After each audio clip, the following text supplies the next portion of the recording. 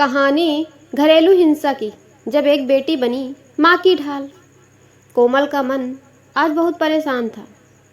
आज पापा ने फिर माँ के ऊपर हाथ उठाया था। शारदा जी, उसकी माँ 75 साल की हो चली थी। इस उम्र में भी उसके 76 वर्षीय पिता जब तब अपनी पत्नी पर हाथ उठाते थे। अभी अभी मोबाइल पर माँ से बात करके उसका मन बहुत आहत हो चुका था, पर उसकी मजबूरी यह थी कि वह अपनी यह परेशानी किसी को बता भी नहीं सकती थी। अपने पति व बच्चों को भी कैसे बताती कि इस उम्र में भी उसके पिता उसकी माँ पर हाथ उठाते हैं। माँ के शब्द अभी भी उसके दिमाग में गूंज रहे थे। बेटा, अब और नहीं सहा जाता है। इन बूढ़ी हड्डियों में अब इतनी जान नहीं बची है कि तुम्हारे पापा के हाथों से बरसते मुक्कों का बेग सह सके। पहले शरीर में ताकत थी, मार खाने के बाद भी लगातार काम में लगी रहती थी। कभी तुम लोगों पर अपनी तकलीफ जाहिर नहीं होने दी, पर अब मार खाने के बाद हाथ पैर पीठ गर्दन पूरा शरीर जैसे जवाब दे देता है। दर्द के कारण रात भर नींद नहीं आती। कराहती हूँ तो भी चिल्लाते हैं कि नाटक करती हूँ। शरीर जैसे जिंदा लाश में तब्दील हो गया है। जी करता है या तो कहीं चली जाऊं या फिर मौत ही आ जाए, ताकि इस दर्द से हमेशा के लिए छुटकारा मिल जाए। पर दोनों ही बातें नहीं हो पाती। चलने तक को मुहताज हो गई हूँ। कोमल माँ के दर्द, पीड़ा और बेबसी से अच्छी तरह वाकिफ थी, लेकिन वह कर भी क्या सकती थी। माँ को अपने घर ले जाना भी तो समस्या का समाधान नहीं था, और आखिर कब तक माँ को वह अपने घर रख सकती थी। अपनी घर गृहस्थी के प्रति भी तो उसकी कोई जिम्मेदारी थी। ऊपर से भाइयों के ताने सुनने को मिलते, सो अलग। उसके दोनों भाई अपनी अपनी गृहस्थी में व्यस्त थे। अलग रह रहे माँ बाप की भी कभी कभी टोह ले लिया करते थे। वैसे तो बचपन से मैंने अपनी माँ को पापा से मार खाते देखा था। घर के हर छोटे बड़े निर्णय पर माँ की चुप्पी व पिता के कथन की मुहर लगते देखा था। वह दोनों के स्वभाव से परिचित थी। वह जानती थी कि सदा से ही घर गृहस्थी के प्रति बेपरवाह व लापरवाह पापा के साथ माँ ने कितनी तकलीफें सही और बड़ी मेहनत से तिनका तिनका जोड़कर अपनी गृहस्थी बसाई व बच्चों को पढ़ा लिखा कर काबिल बनाया। वरना पापा को तो यह तक नहीं मालूम था कि कौन सा बच्चा किस क्लास में पढ़ रहा है। वे तो अपनी मौज मस्ती में ही सदा रमे रहते। उन दोनों के व्यक्तित्व व व्यवहार में जमीन आसमान का फर्क था। एक तरफ जहाँ माँ आत्मविश्वासी, ईमानदार, मेहनती, कुशल और सादगी पसंद महिला थी, वहीं दूसरी ओर उसके पिता मस्त मौला, स्वार्थी, लालची और रसिया किस्म के इंसान थे, जो स्थिति के अनुसार अपना रंग बदलने में भी माहिर थे। आज भी दोनों के व्यक्तित्व में इंच मात्र का भी अंतर नहीं आया था।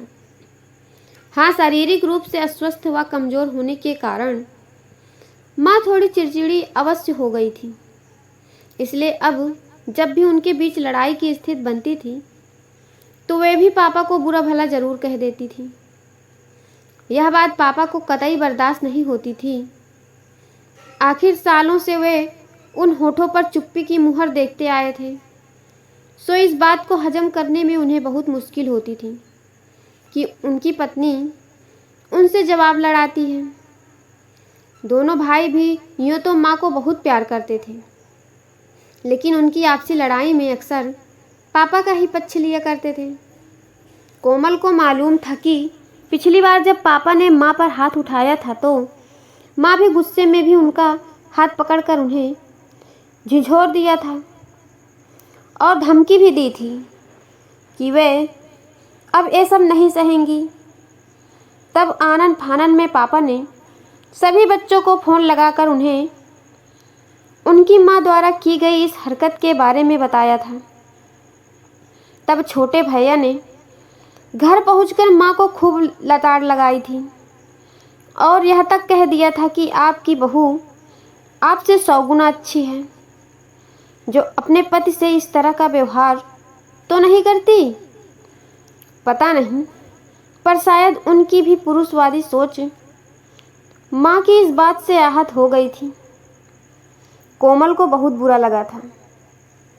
आखिर इन मर्दों को यह क्यों नहीं समझ आता कि औरत भी हाड़ मांस से बनी एक इंसान है। वह कोई मशीन नहीं जिसमें कोई संवेदना न हो। उसे भी दर्द और तकलीफ होती है। वह भी कितना और कब तक सहे, और आखिर सहे भी क्यों। भैया ने भी उससे फ़ोन कर माँ की शिकायत की थी, इस उद्देश्य से कि वह माँ को समझाए कि इस उम्र में ये बातें उन्हें शोभा नहीं देती। बोलना तो वह भी बहुत कुछ चाहती थी, पर इस डर से कि बात कहीं और न बिगड़ जाए, सिर्फ हाँ हूँ करके फ़ोन रख दिया था। काश उस वक्त उसने भी सच्चाई बोलकर भाई का मुंह बंद कर दिया होता कि भैया, माँ से तो आपकी पत्नी की तुलना हो भी नहीं सकती, क्योंकि ना ही वे भाभी जैसे झूठ बोलने में यकीन रखती हैं और ना अपना आत्मसम्मान कभी गिरवी रख सकती हैं। उन्होंने तो सदा सिर्फ अपनी जिम्मेदारियां ही निभाई हैं, बिना अपने अधिकारों की परवाह किए। पर आपकी पत्नी तो हमेशा से ही मस्त व बिंदास रही हैं। जब जब आपने उनकी मर्जी के खिलाफ कोई भी काम किया है, तब तब उन्होंने क्या क्या तांडव किए हैं, क्या आपको याद नहीं है? और अब जबकि आप उनकी जी हजूरी में हमेशा ही लगे रहते हो, तो वे आपका विरोध करेंगी ही क्यों? भाभी को याद करते करते आशा के मुंह में जैसे कड़वाहट सी घुल गई। सोच ही रही थी कि तभी कोमल की तंद्रा दरवाजे की घंटी की आवाज़ से टूट गई। घड़ी की ओर निगाहें घुमाकर वह मन ही मन बुदबुदा उठी। अब कैसे होगा काम? बच्चे आ गए, आज उसका सारा काम पड़ा हुआ है। भारी मन से उठते हुए उसने दरवाज़ा खोला तो चहकते हुए दोनों बच्चों ने घर में प्रवेश किया। मम्मा, पता है, आज ड्राइंग टीचर को मेरी ड्राइंग बहुत अच्छी लगी। पूरी क्लास ने मेरे लिए क्लैप किया। टीचर ने मुझे 2 स्टार्स भी दिए। देखो ना, नन्ही परी ने माँ को अपनी ड्राइंग शीट दिखाते हुए कहा। ओहो, मेरी रानी बिटिया तो बड़ी होशियार है। I am proud of you कहते हुए उसने नन्ही परी को गले लगा लिया। परी अभी 7 साल की थी। वह दूसरी कक्षा में पढ़ती थी। उससे बड़ा सौरभ था, जो कि 7वीं क्लास में पढ़ता था। मम्मा, बहुत भूख लगी है, मेरे लिए पहले खाना लगा दो प्लीज़। सौरभ अपना बैग रखते हुए बोला। ओके बच्चों, आप फ्रेश होकर जाओ, तब तक मैं जल्दी से आपके लिए खाना परोसती हूँ, कहकर कोमल किचन की तरफ चल दी। उसने अभी तक कुछ भी खाने को नहीं बनाया था, बस काम वाली काम करके जा चुकी थी, लेकिन उसने घर भी नहीं समेटा था। बच्चों की पसंद ध्यान में रखते हुए उसने जल्दी से गर्मा गर्म पराठे और आलू फ्राई बनाकर सॉस के साथ परोस दिया। बच्चों को खिलाते खिलाते भी उसके दिमाग में कुछ उधेड़-बुन चल रही थी। कुछ देर बाद उसने दोनों बच्चों को तैयार कर अपनी पड़ोसिन मधु के पास छोड़ा और खुद सीधा अपनी माँ के घर चल दी। वहाँ पहुँचकर पता चला कि पापा कहीं बाहर गए हैं।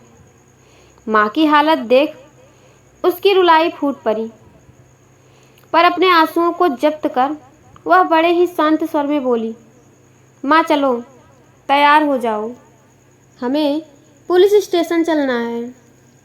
लेकिन बेटा, एक बार और सोच ले, अभी बात ढकी हुई है, कल को आस पड़ोस समाज, बिरादरी, नाते रिश्तेदारों तक फैल जाएगी। लोग क्या कहेंगे? बहुत बदनामी होगी हमारी।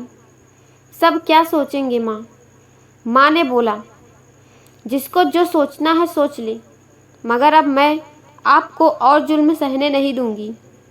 माँ, तुम समझती क्यों नहीं? जुल्म सहना भी एक बहुत बड़ा अपराध है और आज तक आप सब सहती आई हो। आपकी इस सहनशीलता ने पापा को और प्रोत्साहित किया, मगर अब पापा को यह बात समझनी ही होगी कि आप पर हाथ उठाना उनके अधिकार क्षेत्र में नहीं आता है। माँ को तैयार कर ऑटो में उनका हाथ थामकर उनके साथ बैठती कोमल ने जैसे मन ही मन ठान लिया था, अब बस पापा और नहीं। इस स्टोरी पे आपकी क्या राय है? कमेंट करके ज़रूर बताइएगा। स्टोरी पसंद आए तो लाइक और चैनल को सब्सक्राइब जरूर